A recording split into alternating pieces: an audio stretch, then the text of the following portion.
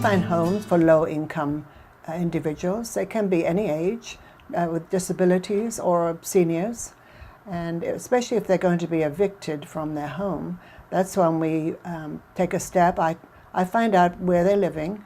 I speak to the management and ask if they're a reputable person who normally pays their rent on time, but at this time they've had some kind of unnecessary expense or some expense.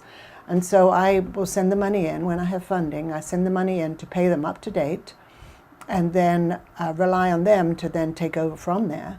Then I send them an invoice, because this has to be a hand up, not a hand out.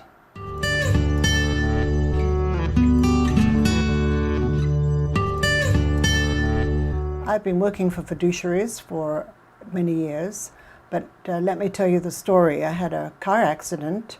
My husband had retired. I had a car accident. I was T-boned, and it actually took me 5 years to come out of that. So during that time, I was in a big fog, but gradually my brain started working and I wanted to start working again.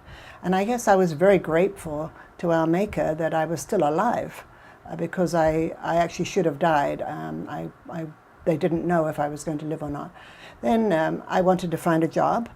But because of my lack of confidence, I would go to the stores, they'd say I was overqualified, and I thought to myself, if they knew what was going on in my brain, they wouldn't be saying that. So I met my neighbor, actually, a young attorney.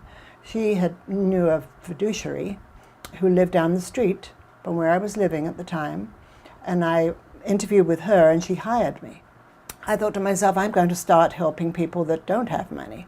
And so I would ask the fiduciaries then to refer me to people.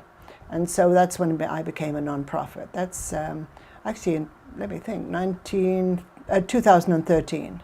And I realized the most need was with the people finding homes for people and becoming their advocate.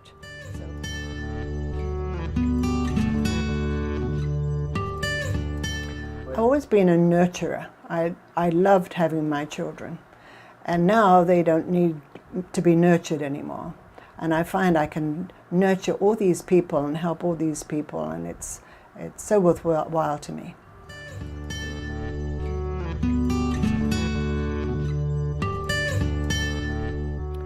Our daughter was in university and she changed major, and she wanted to come down to ASU.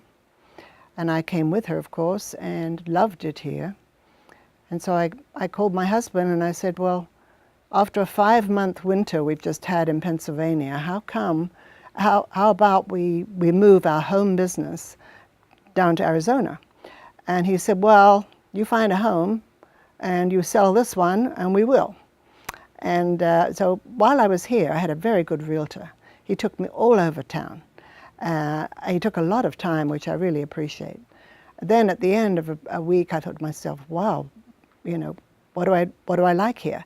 I said, the mountains. So I said to him, okay, Fountain Hills, what's there? There were 2 places. And one was owned by a bank and in disrepair, but we bought it very cheaply, and so we moved into there. I think that the climate is very agreeable, even though it gets hot. You just treat it as though you're in a climate with winter. You stay inside during the summer and you get out for the rest of the year.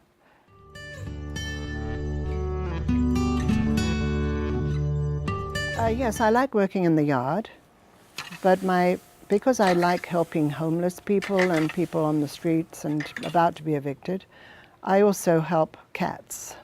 And so on Sundays, I volunteer at PetSmart in their paw placement.